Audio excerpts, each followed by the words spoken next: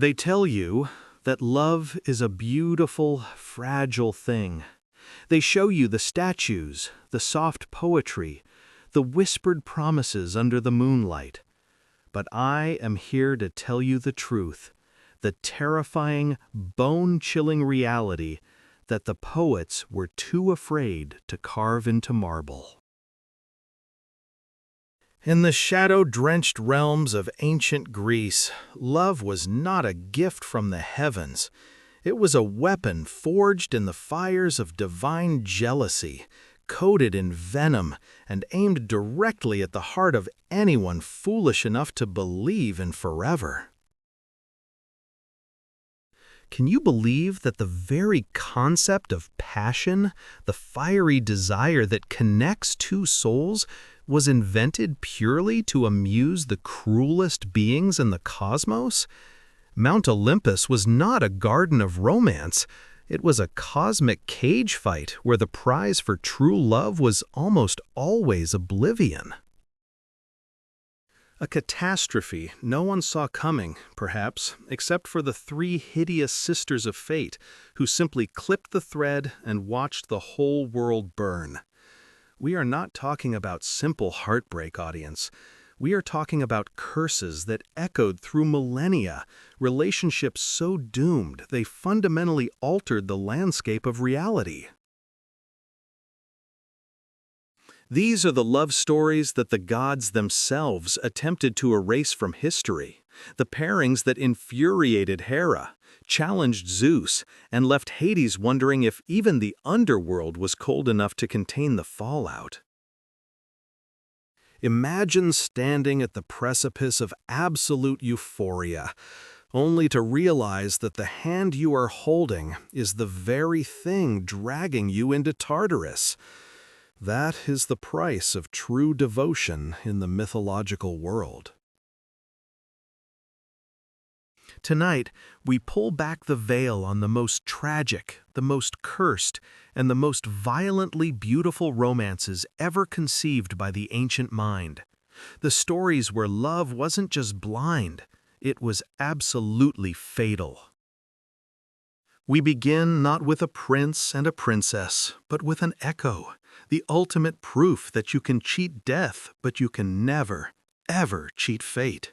I speak of the golden voice, the mesmerizing lyre, and the shadow that followed him out of hell. Orpheus, the musician whose melody could tame savage beasts, halt rushing rivers, and melt the stone-cold heart of the king of the dead himself. His love for the beautiful, sun-drenched nymph Eurydice was the kind of idyllic fantasy that Zeus probably created just to watch it shatter. Their marriage was supposed to be perfect, a symphony of happiness. But the moment the vows were uttered, the fates began to spool the thread of disaster. Because in mythology, perfection is merely an invitation for immediate annihilation. On their wedding day, a tragedy unfolded that remains one of the fastest, most brutal pivot points in any known narrative. Eurydice, fleeing the unwanted advances of the shepherd Eurystheus, stepped on something unseen in the tall grass. It was a viper. One bite, one instantaneous injection of deadly poison, and just like that, the music stopped. The dazzling light of Orpheus's world was extinguished, swallowed by the darkness of the underworld.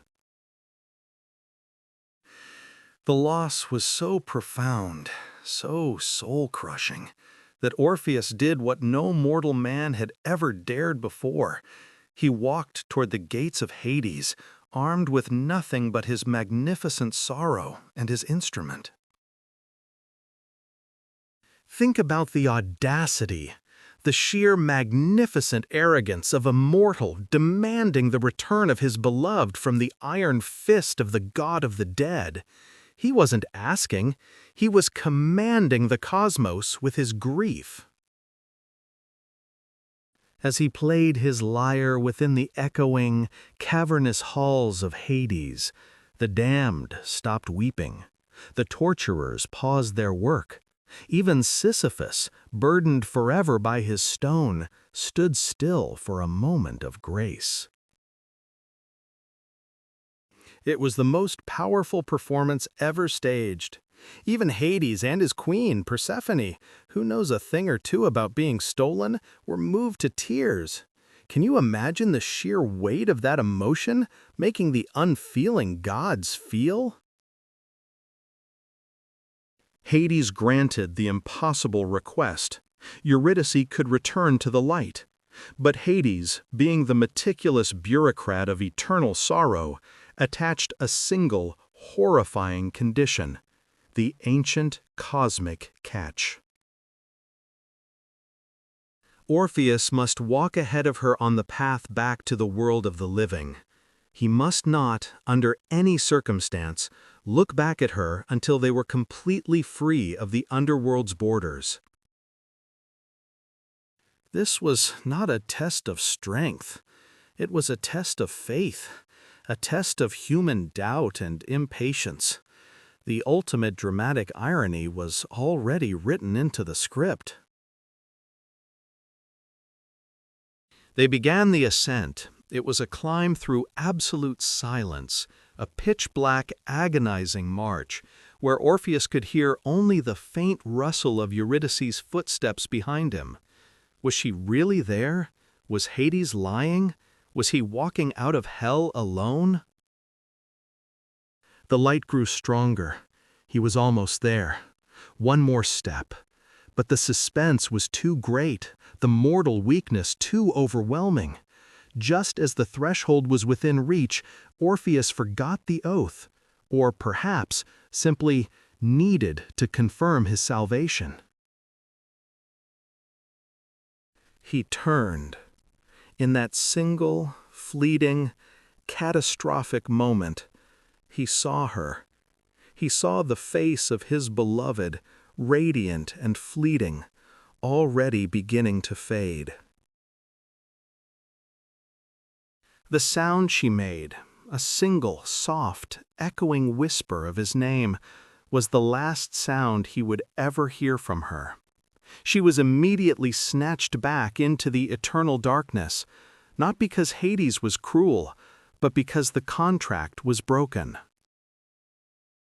His love was powerful enough to pierce the veil of death, but his human doubt was powerful enough to damn her forever. He lost her not because he didn't love her enough, but because he loved her too much to trust the invisible promise. Orpheus spent the rest of his existence as a walking tragedy, playing songs of unending grief, and his story sets the stage for every other cursed romance we are about to unveil, because in the realm of the gods, looking back always costs you everything. Next, we dive into the catastrophic love triangle that birthed the most famous war in history: the golden apple, the petty rivalry, and the fatal decision made by Paris that turned a city to ash. Stay tuned. We left the underworld shaking with the echo of Orpheus's lament, a profound warning that love given by the gods is often a fatal gift wrapped in silk and fire.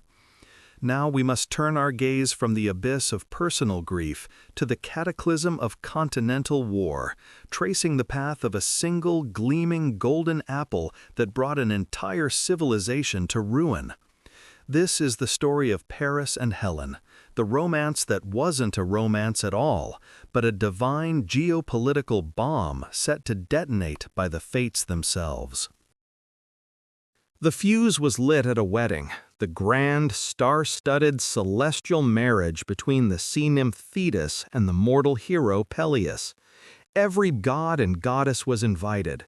Every throne on Olympus was filled, except for one: Eris, the forgotten, spurned goddess of discord. Her very existence was an affront to harmony, and when she was deliberately snubbed, her vengeance was swift, silent, and architecturally perfect. Eris stood outside the shining hall, her heart a cold, hard stone of righteous fury, and hurled her weapon into the feast. It was not a thunderbolt or a poisoned arrow, but a single, perfect apple, forged of pure Hesperidian gold, inscribed with two devastating, simple words: Callisti, for the fairest. Chaos erupted instantly. Three goddesses, the highest echelon of feminine vanity and power, immediately lunged for the prize. Hera, the queen of heaven, whose pride demanded superiority; Athena, the goddess of strategy, who believed her perfect wisdom necessitated perfect beauty; and Aphrodite, the irresistible embodiment of desire, whose claim seemed undeniable, yet infinitely dangerous. Zeus, the ultimate coward when faced with spousal conflict, refused to judge, knowing that to choose one was to instantly gain two eternal, powerful enemies. He punted the fatal decision down to the mortal realm, outsourcing the tragedy to the most disastrously handsome and naive person he could find, Paris, the exiled prince of Troy, currently living as a shepherd. Paris was enjoying his simple life, tending flocks on Mount Ida, oblivious that the entire spiritual weight of the cosmos was about to crash down upon his head. He was suddenly confronted by three shimmering, terrifying divine beings, demanding he choose which of them possessed the ultimate beauty. This was not a jury survey. This was a bribe negotiation, conducted under the cruel gaze of eternal destiny. Hera stepped forward first, her voice promising absolute dominion. She offered Paris power, control over all of Asia, the chance to be an emperor whose name would be whispered in awe for 10,000 years. Athena countered with an offer of invincibility and wisdom, to be the smartest, most formidable warrior, never to know defeat, ensuring his immortality through unparalleled genius and military success, the prize of the mind, the ultimate strategic advantage. She offered him the ownership of the most beautiful woman in the world, Helen of Sparta, a woman already married, already bound by the strongest political and marital ties to King Menelaus. This was not a gift of love. It was a promise of theft, an invocation of guaranteed war, a curse delivered with a kiss. Paris, the foolish, vain mortal, looked into the eyes of the goddess of desire and chose the curse.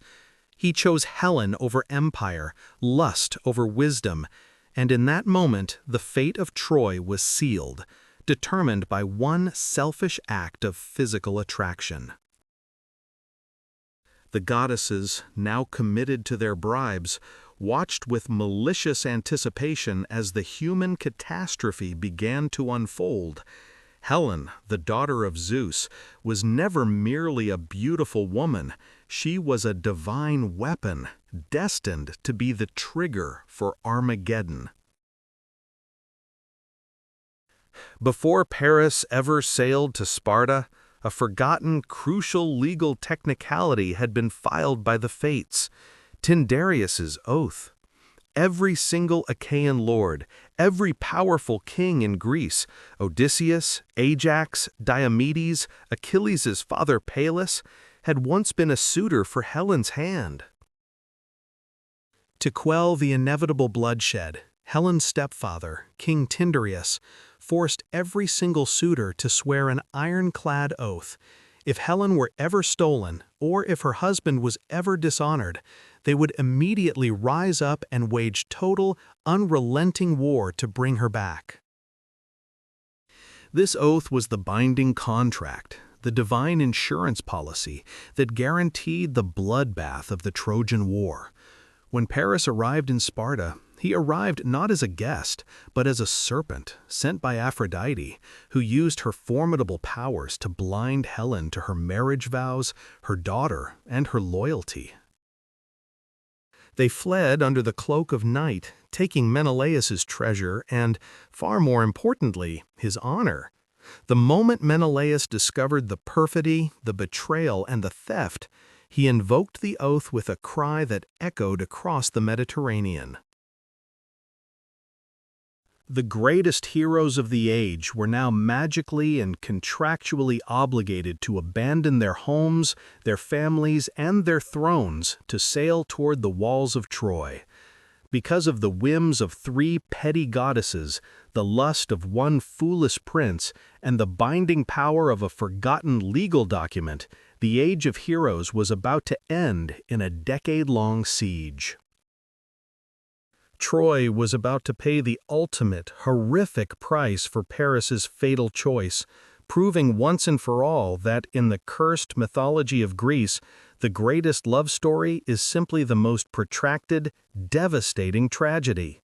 The true curse was not being denied love, but being granted it by the capricious, jealous hands of the Olympians, setting the stage for the sacrifice of Iphigenia and the decade of death that followed. The true crime against humanity, the initial seismic fracture that would sink 1,000 ships and drown 2 glorious civilizations, began not in the fields of Aulis, but at a wedding feast, where discord was the uninvited, unwelcome guest, setting the stage for unmatched devastation. This was the nuptial ceremony of Thetis, a beautiful sea nymph, and the mortal hero Peleus, a union meant to symbolize harmony, yet destined to unleash the Furies themselves upon the unsuspecting world. The entire Olympian pantheon was present, gorging on ambrosia, their divine egos preening and basking in the intoxicating light of the celestial fire. But one goddess was pointedly excluded, banished to the dark edges of the universe: Eris, the goddess of strife, the architect of chaos, the wicked entity who thrives only when life burns and empires crumble into dust. To deny Eris a seat at the table is not just a social insult, it is a catastrophic lapse in judgment, a fundamental and arrogant misunderstanding of cosmic balance that the mortals would pay for tenfold.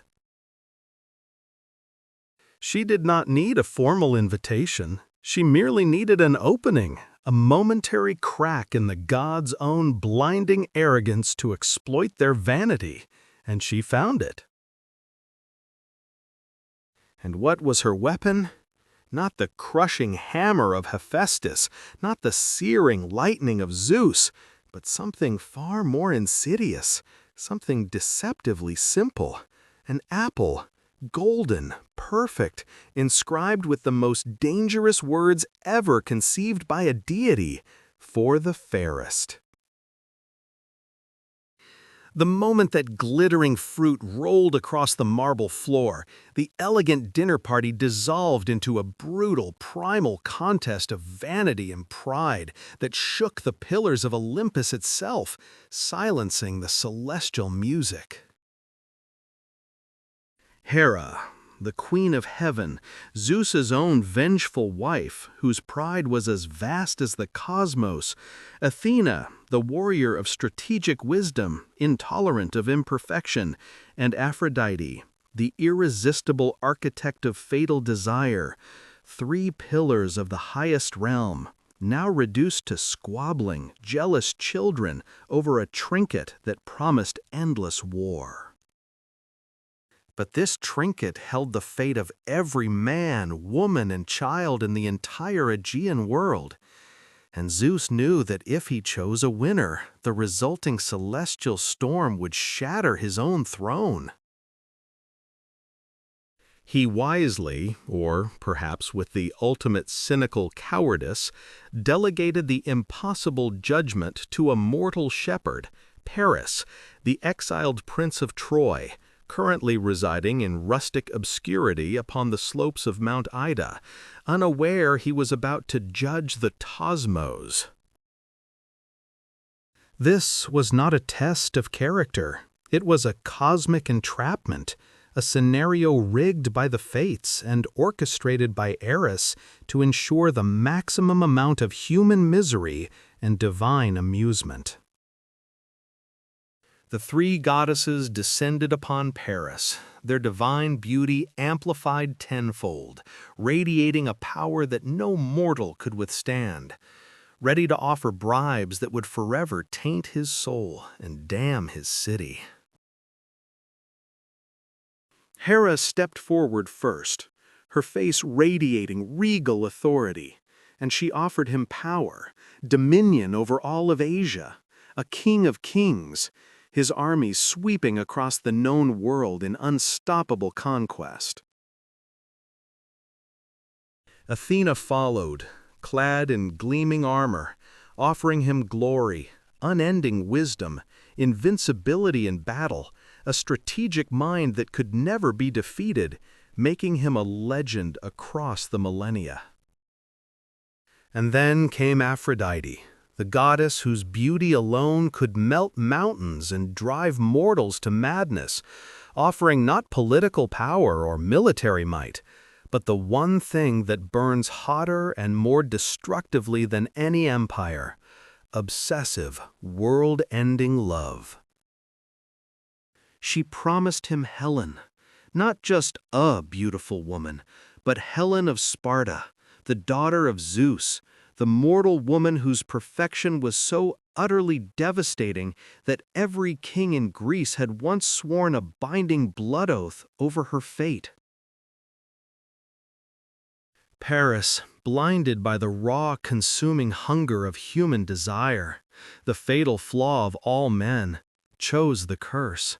He chose Helen, prioritizing fleeting, agonizing romance over empire and honor, thereby signing the inescapable death warrant for his entire glorious civilization. The moment Paris accepted that fatal gift, the entire Mediterranean region was placed on an irreversible collision course with destiny, and the countdown to Troy's incineration began in earnest. Helen was not just a woman. She was a walking, breathing covenant. Her stepfather, King Tyndareus, terrified of the endless bloodshed her hand would inevitably inspire, had forced all her powerful suitors to swear the infamous Oath of Tyndareus. This oath demanded that every prince, every duke, every mighty warrior, including Odysseus, Ajax, and Nestor, who sought her hand, must defend her chosen husband, Menelaus, against any who dared challenge his marriage or steal his prize. This was the ultimate, inescapable trap designed to prevent war, but which only ensured a war of unprecedented scale. Aphrodite had ensured that when Paris stole Helen from Sparta, he wasn't just stealing a wife, he was actively triggering a legally binding martial obligation among the most ferocious and jealous men in the known world.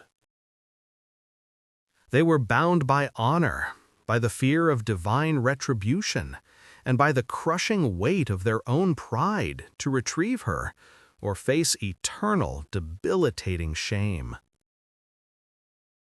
The cursed love of Paris and Helen was about to ignite a 10-year war, fueled not by strategic necessity or resource conflict, but purely by broken vows, wounded pride, and the cruel, capricious amusement of the Olympians watching from above. The devastating shadow of Orpheus's solitary loss was merely a quiet whisper compared to the deafening, earth-shattering roar of the 1,000 ships now preparing to launch, all sailing toward a destiny written by a jealous goddess and a single catastrophic golden apple.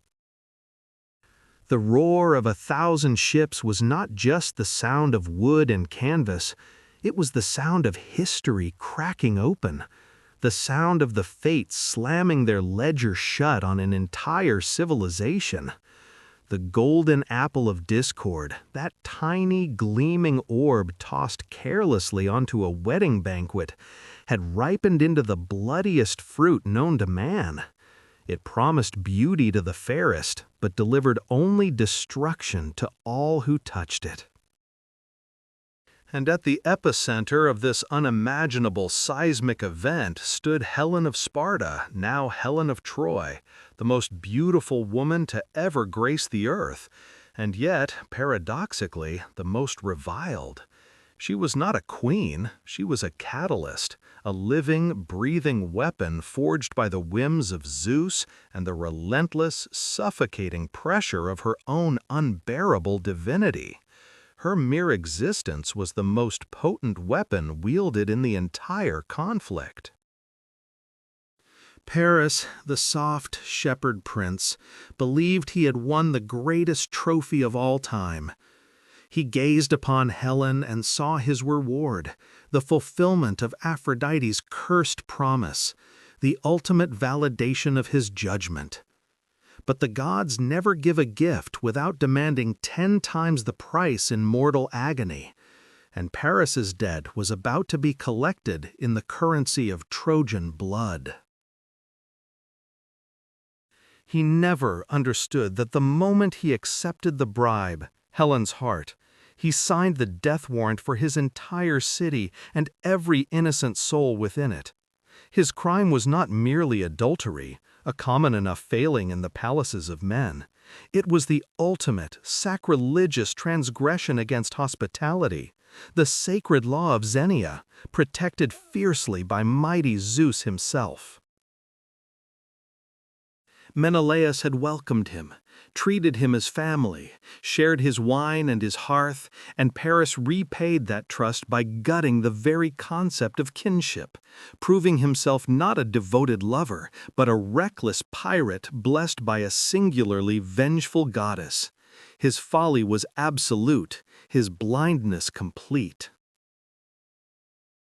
The true curse of this romance was its manufactured nature. Aphrodite didn't foster genuine, sustainable affection.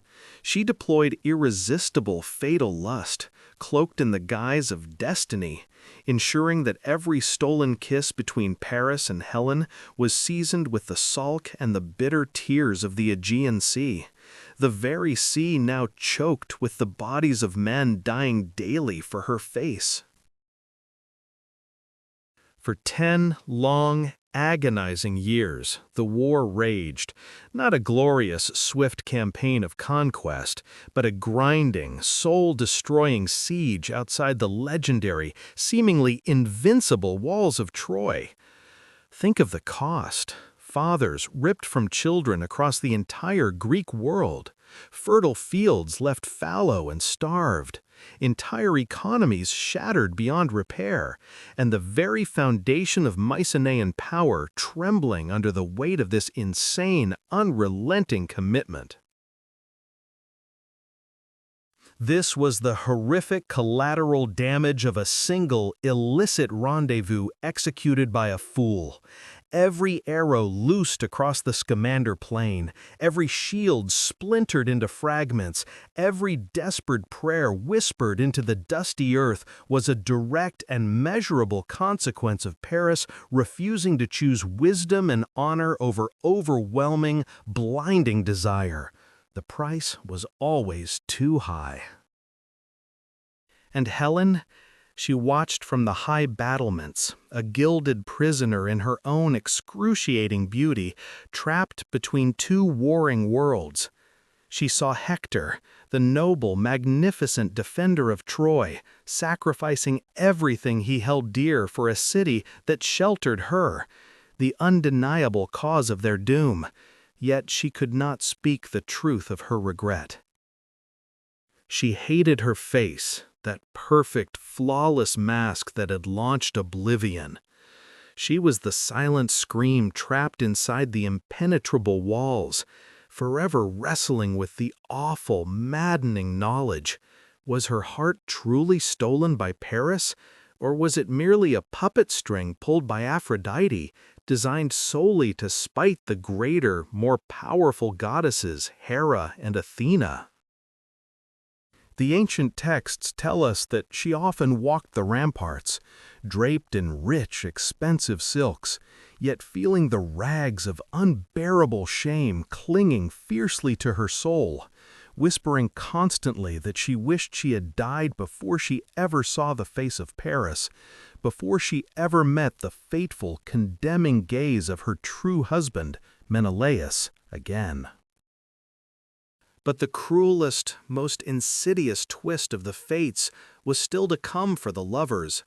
Paris, the selfish catalyst of this global tragedy, would eventually meet his pathetic, unheroic end, struck down not by a mighty champion like Achilles or Ajax, but by a poisoned arrow guided by the vengeful hand of Philoctetes, a small, insidious, cowardly weapon, perfectly fitting for a prince who relied entirely on deceit and divine favor rather than genuine martial strength.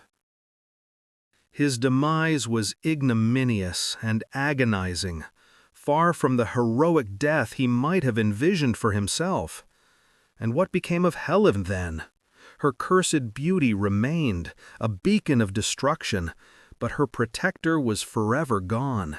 Troy was doomed to fall immediately, its seemingly impregnable walls breached not by force or even divine fire, but by the cunning, devastating deceit of Odysseus's wooden horse, a final, brutal act of treachery that mirrored Paris's own original violation of trust.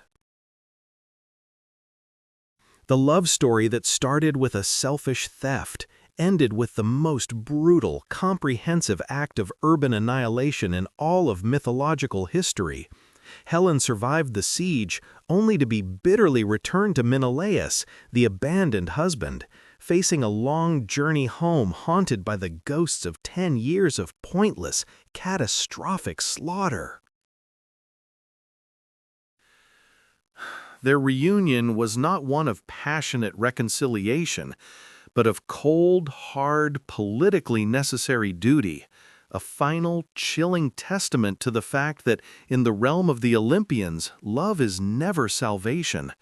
It is only ever the engine of destruction, the destructive fuse set long ago by a petty divine squabble and detonated precisely by a single, weak, mortal choice. The curse of Orpheus was swift and personal. The curse of Paris and Helen was vast and comprehensive, wiping out entire nations and leaving nothing behind but ashes and the enduring, horrifying echo of a fatal kiss. The fatal kiss echoed across the Aegean, not just a sound, but a seismic shockwave that ripped the foundations out from under the civilized world. When Menelaus, the scorned king of Sparta, returned home to find his magnificent palace emptied of both his beautiful queen and a substantial portion of his treasury, the resulting grief was not quiet weeping. It was a roaring, earth-shattering primal scream that summoned the very gods to attention. This was not merely a domestic squabble. This was the breaking of the most sacred vow of hospitality, the violation of Xenia, and perhaps more critically, the most devastating theft in human history. The prize wasn't just Helen, the face that launched 1,000 ships, but the very notion of order and stability in the Mediterranean world. Menelaus immediately invoked the legendary oath of Tyndareus, the pact sworn years earlier by every major Greek suitor to protect Helen's chosen husband, a promise that now came due with compound interest. Suddenly, every king, every celebrated warrior, every powerful man who had ever dreamed of Helen's impossible, bewitching beauty found himself bound by an inescapable celestial contract. They were compelled by honor, by oath, and most potently by the manipulative machinations of Hera and Athena, two goddesses who still burned with the white-hot shame and fury over Paris's infamous, insulting choice on Mount Ida. From Crete came the steadfast Idomeneus. From the island of Salamis, the towering, unstoppable Ajax, a man whose sheer physical strength was second only to his tragic simplicity and doomed fate. And leading them all, the king of kings, the arrogant and ambitious Agamemnon, Menelaus's elder brother, whose boundless pride and desire for glory were about to become the single greatest fuel source for the coming inferno. This was the true, agonizing horror of the curse. The passionate, reckless love between Paris and Helen didn't just ruin two individuals or two royal houses. It weaponized the ambition, the jealousy, and the contractual obligations of every powerful man in Greece. It turned friendship into compulsory servitude and transformed sacred binding oaths into immediate, unavoidable death warrants for thousands. They gathered at Aulis, a small, quiet port meant only for fishing boats and local trade, now violently choked with over 1,000 black prows, their great sails hanging limply like the deflated lungs of a dying giant. The winds were dead. The sea was unnaturally calm and reflective, mirroring the sky like glass. The curse was stalling their vengeance, holding them captive, forcing them to wait and simmer their collective rage until it finally boiled over into destructive madness. Artemis, the formidable goddess of the hunt, the wilderness, and pristine maidenhood, was deeply, cosmically offended. Offended by what exactly? By Agamemnon's careless boast while hunting? Or perhaps offended simply that such carnal, chaotic, and ultimately destructive mortal love was allowed to exist when she prized untouchable order and absolute control? The exact reason for the divine wrath barely mattered. The horrifying result was absolute and immediate. Imagine the raw, sickening scene. A father, bound by duty to his demanding brother, compelled by an oath to the jealous gods, forced to choose between leading the most powerful, unified army in human history and protecting his own flesh and blood. This was the bottomless depth of the tragedy, woven into existence solely by Paris and Helen's self-serving desire. The knife fell, or perhaps it didn't. Mythology whispers of a swift, divine last-minute substitution, a deer taking her place as she was mysteriously whisked away by the goddess to serve her cult. But the psychological and spiritual damage to the Achaean army and its commander was absolute and irrevocable. Agamemnon had publicly proven that duty, vengeance, and the demand of the gods for war superseded even the most fundamental and sacred human bond, the love of a father for his child. The wind returned instantly, a violent, desperate gale that whipped the sails taut, driving the 1,000 ships toward Troy with relentless speed. Every soldier aboard those prows knew, deep in his gut, that the cost of this epic expedition was already impossibly high, paid for in the potential blood of an innocent girl whose only crime was being born to a king obsessed with honor, and a curse delivered by a single golden apple. The curse of Paris and Helen was not just a war of attrition and siege, it was the ultimate, devastating corruption of family, faith, and military duty. It was the most brutal demonstration that when divine intervention dictates the path of mortal romance, the entire human condition becomes nothing more than expendable collateral damage. The massive, beautiful walls of Troy, built by the hand of Poseidon himself, were about to meet the inevitable, fiery reckoning that began the precise moment Paris judged Aphrodite the fairest of the three goddesses. And lurking in the shadows, waiting patiently for the true heroes to begin their slow, agonizing decline into madness and despair, was the bitter, resentful ghost of Menelaus, whose desire for vengeance was the only thing purer and stronger than the cursed love that started it all. The world was burning down to its foundations, and the fire was fueled by a promise of fleeting, eternal beauty. We thought Orpheus and Eurydice's tragedy was the sealing of pain, the ultimate demonstration of love's fragility under the merciless gaze of the gods. We were wrong. That was merely a prelude, a quiet, mournful song before the symphony of ultimate destruction began. The moment the curse scaled up from individual suffering to global annihilation. The fates, those cold weavers of destiny, were not done teaching mortals the true meaning of hubris, of daring to believe that beauty could ever be possessed without catastrophic cost. They needed a stage bigger than the underworld, and they found it in a reckless, naive shepherd prince named Paris, a man whose cursed gift was the ability to recognize beauty, and whose cursed choice would drown the entire Aegean Sea in blood and fire. His story begins not with a royal coronation, but with an olive branch of discord, a golden grenade tossed into the highest echelon of divine society. Let's rewind to the wedding of Peleus and Thetis, the ultimate Olympian society event, a gathering so magnificent that the gods themselves lowered their guard, forgetting that the true danger always comes from the excluded, the ignored, the vengeful shadow. Eris, the forgotten goddess of strife, who had been deliberately uninvited to the nuptials, decided to send a wedding present that would tear the cosmos apart.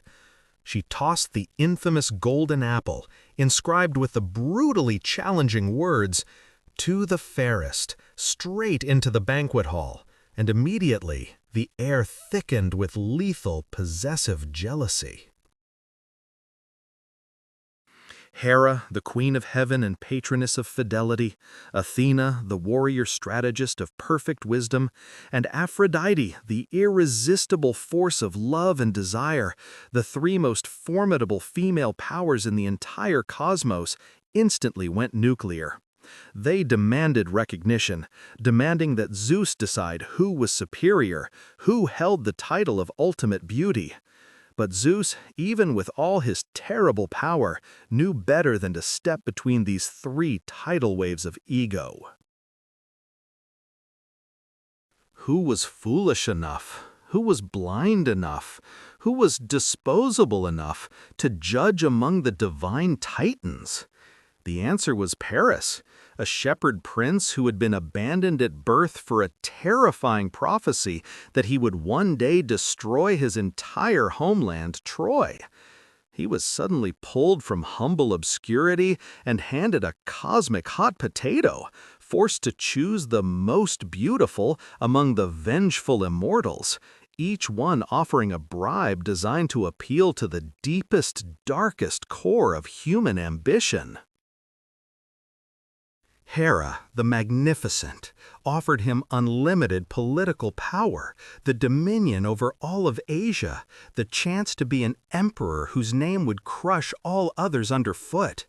Athena, the Brilliant, promised him unparalleled victory in every battle, wisdom that would guarantee flawless strategy, and everlasting military glory. These were gifts that could reshape civilizations, promises that could make a man a legend, but Paris was a creature driven by the purest, yet most fatal human desire, lust masquerading as eternal love. Then came Aphrodite. dripping with lethal charm and promises that bypassed logic, whispering directly into the black hole of his young heart. She didn't offer a kingdom or martial skill. She offered a curse disguised as a prize, a fatal gift that would eclipse every other earthly joy. She offered him the love of the most beautiful mortal woman who had ever existed, Helen of Sparta, a woman whose mere face launched 1,000 ships, and whose soul was tragically tied to the violent destiny of Greece itself. Paris took the bait. He pointed his finger at Aphrodite, effectively trading universal peace, the stability of the known world, and the survival of his own city for a single, intoxicating, fleeting night of passion. He didn't just choose a woman, he chose the complete and utter annihilation of his civilization. The curse was sealed the moment he accepted the promise of stolen goods, the moment he agreed to claim a bride already irrevocably married to Menelaus, the powerful king of Sparta, a man whose lineage was protected by the most solemn oaths of blood and honor ever sworn. The journey to Sparta was shrouded in ill omens, the winds themselves screaming warnings of the horror to come. That Paris, completely blinded by the divine promise, saw only the shimmering possibility of Helen's embrace. When he arrived, Menelaus, showing the treacherous sacred hospitality of the ancient world, welcomed him in as a guest, only to have Paris violate the holy bond of Xenia in the most spectacular, world-breaking way possible. While Menelaus was conveniently called away on business, a diplomatic trip that was almost certainly divinely engineered by the plotting Hera seeking her immediate vengeance, Paris made his move. He didn't just woo Helen with sweet words and promises of eternal bliss, he stole her, aided by Aphrodite's intoxicating magic, which may have clouded Helen's judgment, or perhaps simply unleashed the deep, destructive yearning that already resided within her heart. Did Helen go willingly? That question has been the poison that historians and tragedians have been drinking for millennia. But the answer doesn't change the outcome. 2 thrones were suddenly empty, and the greatest, most formidable military force in the history of the world was about to mobilize against Troy. When Menelaus returned, his opulent palace was silent, his wife gone, his honor dragged through the deepest mud imaginable. The rage of a Spartan king is not something you measure in decibels or tears. You measure it in the sheer staggering volume of destruction it unleashes upon the earth. He didn't weep. He demanded justice, and he immediately invoked the ancient ironclad Oath of Tyndareus, an agreement sworn by all the leading Greek princes to defend Helen's husband, whoever he might be, against any slight. Suddenly, the entire Greek world, from the rocky coast of Ithaca to the plains of Mycenae, was bound by sacred law and political necessity to retrieve this single woman.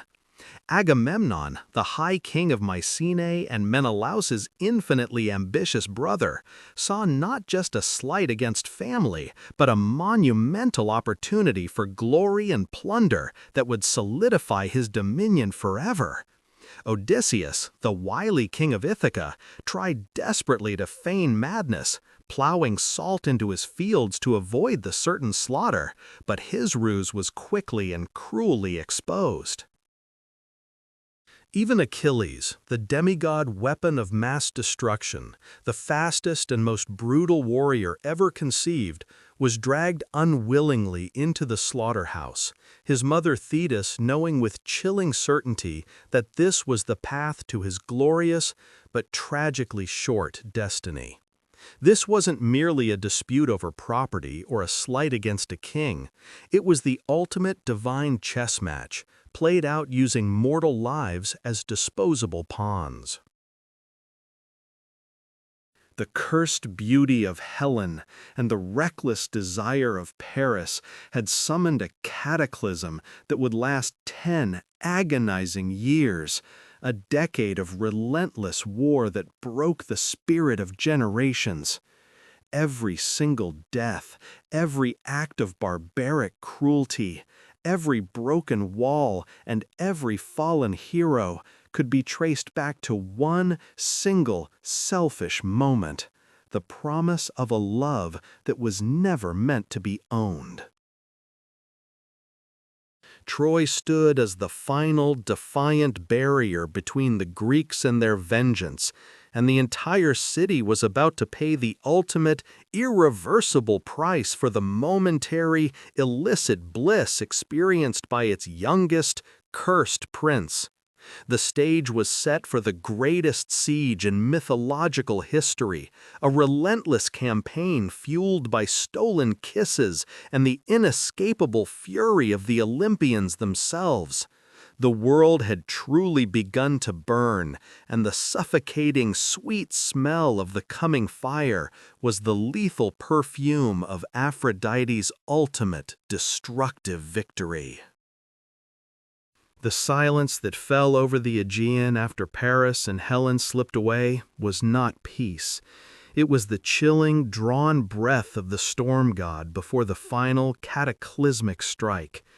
The world, already poisoned by the apple of discord, was about to taste the bitter brine of 10 years of endless war, all because one mortal judge, blinded by lust and divine manipulation, chose the face that launched 1,000 ships. When King Menelaus of Sparta finally returned to his palace, the laughter died in his throat, replaced by a sound like tearing metal. The queen's chambers were empty, the treasury depleted of jewels, and only the gaping wound of absence confirmed the unthinkable betrayal. His wife, the most beautiful woman who ever breathed the air of Greece, the very treasure gifted to him by fate and political maneuvering, had been stolen, not by a bandit or a rival king, but by a gilded, cowardly prince from the distant city of Troy, a prince shielded by the very goddess of love herself. This was not just a domestic quarrel. This was an insult to every king who had ever sworn the ancient oath of Tyndareus, the pact that bound all suitors of Helen to defend the chosen husband's honor. The promise, sworn over the sacrifice of a dismembered horse, now rose from the dusty ground like a vengeful specter, demanding immediate and bloody payment. Menelaus did not weep, he roared. He did not ask for help, he commanded it through the divine right of outrage. His grief a seismic tremor felt across the entire Mycenaean world. And the first ear to receive this cry was that of his brother, Agamemnon, the high king of Mycenae, a man whose ambition was a terrifying, gilded cage trapping all of Greece within its hungry confines. Agamemnon did not see a brother's grief. He saw an opportunity painted in Spartan red and Trojan gold. He saw the immense wealth of Asia Minor ripe for the plunder, a chance to forge an eternal empire upon the shattered walls of Priam's city, using the excuse of a stolen wife as his perfect, righteous banner. The drums of war began to beat, slow and heavy at first, then accelerating into a frantic, maddening rhythm that echoed from the walls of Athens to the craggy shores of Ithaca. The greatest heroes of the age, men whose names would forever be chiseled into the foundation stones of Western history, were suddenly bound by an ancient, inescapable contract, forced to abandon their kingdoms, their wives, and their children, all for the sake of one stolen kiss. They arrived in droves at the vast staging port of Aulis. Ajax, a mountain of muscle and madness, his shield wider than a chariot wheel. Diomedes, the fearless warrior, already smelling the blood of conflict, and Nestor, the wise old voice of experience, prepared to recount past glories until the sun died. But two shadows loomed large by their absence, two men whose participation was essential to guarantee Trojan destruction, cunning Odysseus and the terrifying half-god Achilles. Odysseus, king of Ithaca, was perhaps the only man clever enough to see the sheer stupidity, the absolute suicidal folly of the enterprise.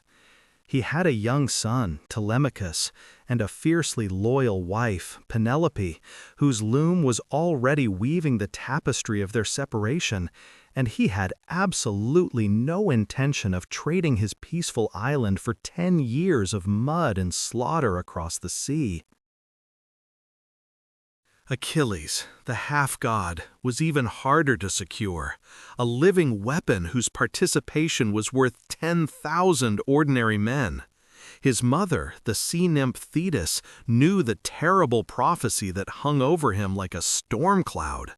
If he fought at Troy, his glory would be eternal and sung by all generations, but his life would be tragically, brutally short.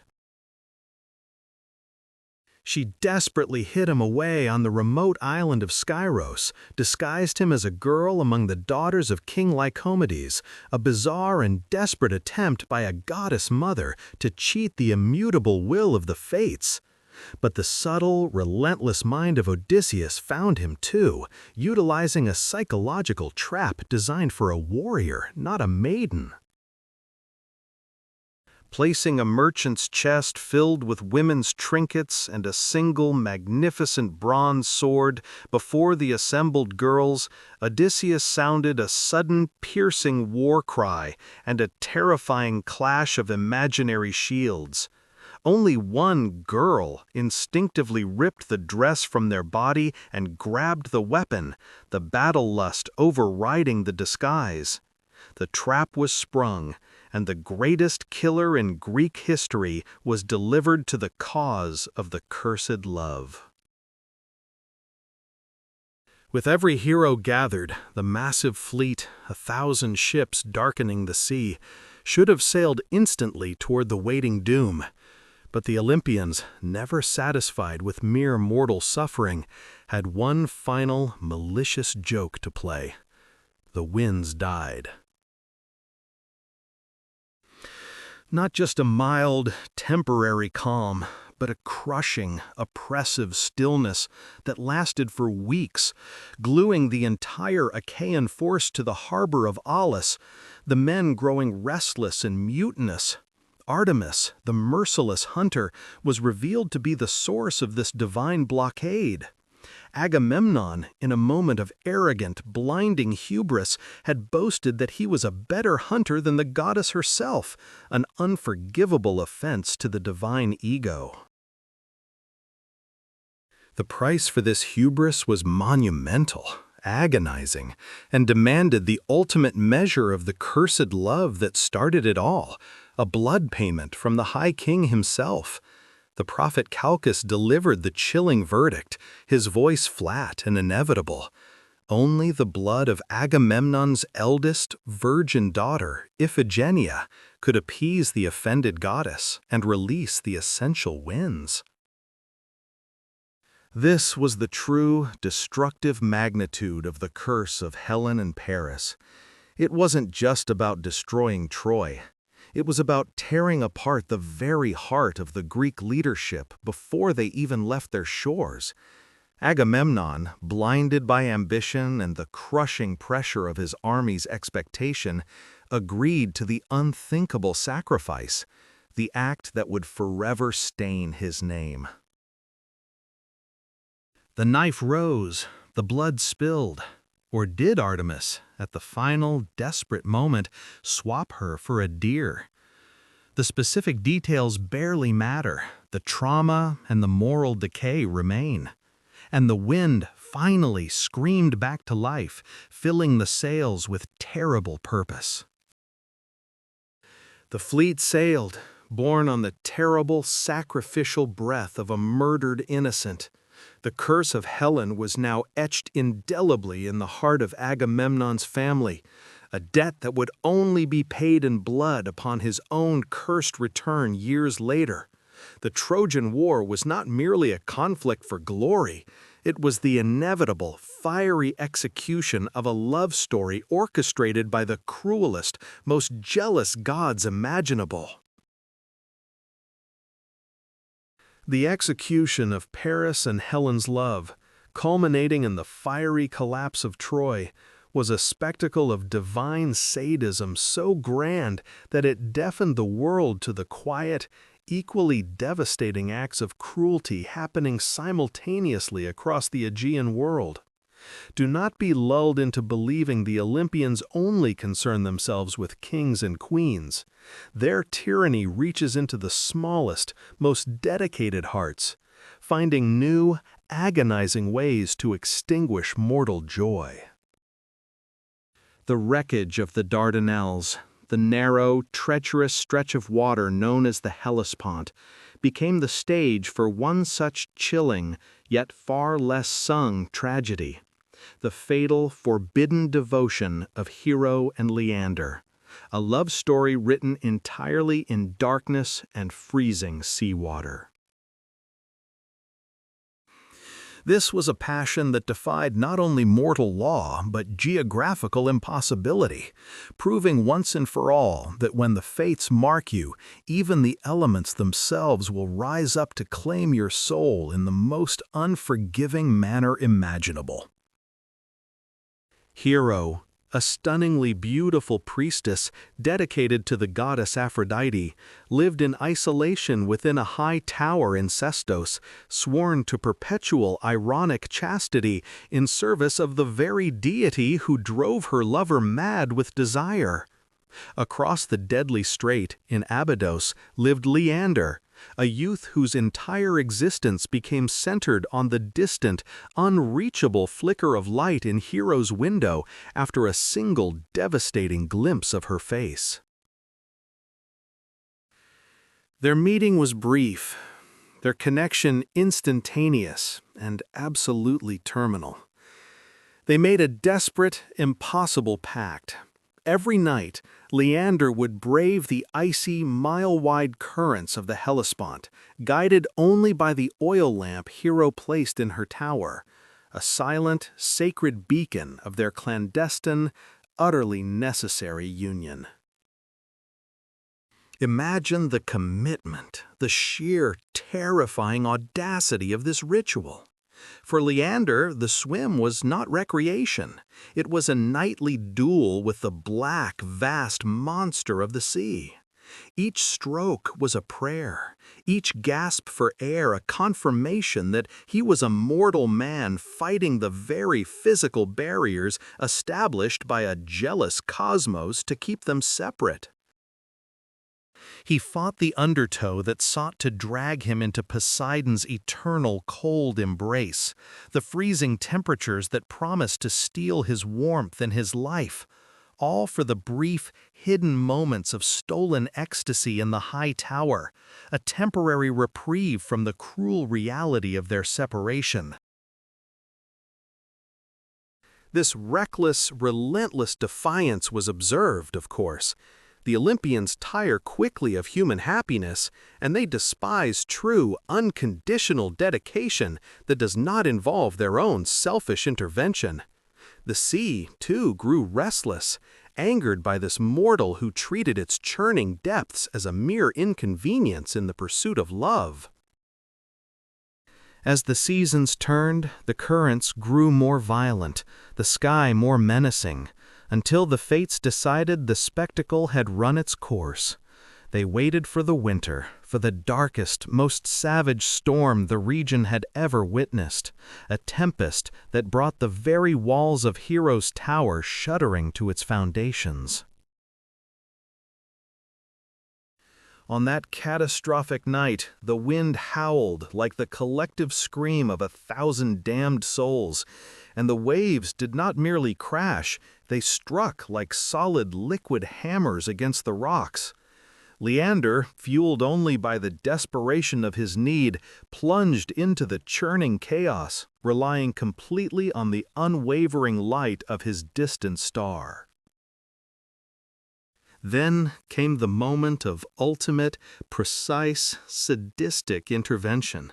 A single, monstrous gust of wind, perhaps the envious breath of Aeolus, or simply the cruel indifference of nature magnified by divine will, blew out the lamp. Plunged into absolute, disorienting darkness, Leander was instantly lost. His beacon was gone. His direction vanished. The cold, directionless current seized him, replacing the fire of his love with the agonizing, paralyzing chill of death. He thrashed, he fought, but without that single thread of light, the sea swallowed him whole, extinguishing his life with the same casual cruelty that had snuffed the flame. Above, unaware of the fatal darkness that had descended, Hero waited, her anxiety escalating with every violent crash of thunder. When the relentless storm finally broke with the dawn, she rushed to the window, expecting to see nothing but angry water. Instead, she saw the tragic, horrifying consequence of divine malice washing ashore at the base of her tower. There lay Leander's body, pale, swollen, and lifeless, the evidence of his final, desperate journey laid bare on the rocks. The sight was not merely heartbreak.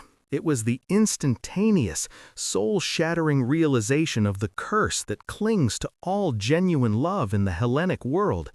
Every stolen kiss is paid for with ultimate pain. Plunging down onto the rocks, joining the very waves that claimed him, Hero embraced her own end, ensuring that if they could not share a life, they would certainly share a death, intertwined forever in the icy grip of the unforgiving Hellespont. Their tragedy, unlike the political firestorm of Troy, was a chilling, intimate testament to the fact that sometimes the purest, most dedicated love is the one the gods find most satisfying to drown, proving that even nature itself is a jealous agent of Olympus. We have seen the sea claim the devout, the underworld deny the musician, and the sky laugh at the ambition of mortals. But the fates, those cold weavers of cosmic misery, often reserve their most exquisite cruelty not for the vast, empty stages of the natural world, but for the suffocating intimacy of the marriage bed. Because the moment a God-cursed couple believes they have escaped the divine spotlight and secured a quiet future, that is precisely when the true horror is unleashed, not by a thunderbolt, but by the slow, agonizing erosion of trust and the lethal power of a woman scorned. Now, let us turn our gaze to the most terrifying partnership ever forged in blood and ambition, the tale of Jason, the golden hero, and Medea, the Colchian sorceress, whose story proves that love built on sacrilege is destined to end in cataclysmic fire. Theirs was never a sweet romance whispered under olive trees. It was a pact signed in the dark shadow of the Golden Fleece, sealed with the betrayal of Medea's father and the literal slaughter of her own brother Absyrtus, whose body she helped scatter across the sea to slow their pursuers. Jason, driven by the impossible mandate set by the cruel King Peleus, needed not a lover, but a weapon, a magical, relentless tool forged in a land beyond civilization. And Medea, hopelessly, monstrously devoted, gave him that weapon. She was a high priestess of Hecate, a master of poisons, a creature whose loyalty was as limitless as her capacity for destruction, and she emptied her very soul into Jason's empty ambition. She convinced Peleus's own daughters that she could restore their father's youth, showcasing the gruesome magic by chopping up an old ram and boiling him back to life as a lamb. Blinded by hope and Medea's chillingly convincing performance, the daughters dismembered their father, trusting Medea to complete the rebirth, a rebirth that, of course, never came. The resulting screams echoed across Iolcus, sealing Jason and Medea's fate as exiles, permanently stained with the blood of regicide and familial betrayal, forever indebted to the darkness Medea embraced for him. They sought refuge in Corinth, believing that the miles and the years could somehow sanitize their past, that perhaps, finally, the Olympians had tired of their gruesome drama. Fools, they forgot that the gods never tire. They merely wait for the moment of greatest vulnerability. Jason, now comfortable, now secure, suddenly saw Medea not as the indispensable fire that won him glory, but as a barbarian liability. He saw her raw power, her foreignness, and the endless baggage of their blood-soaked past as an impediment to his real goal, political and social permanence. The hero, the Argonaut leader, decided to trade up. He announced his intention to marry Glauce, the young princess of Corinth, daughter of King Creon, tossing Medea aside like a broken tool whose purpose was served. This decision was not merely betrayal. It was a declaration of war against the very foundation of their existence, an insult so profound it ripped open the wounds of every single murder Medea had committed in his name. A mortal man dared to forget that his entire life, his entire legacy, was a gift purchased by a sorceress who had given up heaven and earth for him, and now he wanted her to silently evaporate. But Medea was not a woman who faded. She was a storm that gathered. The raw, primal pain of her abandonment was amplified 1,000 times by the realization that she had sacrificed everything, her lineage, her home, her innocence, only to be used and discarded.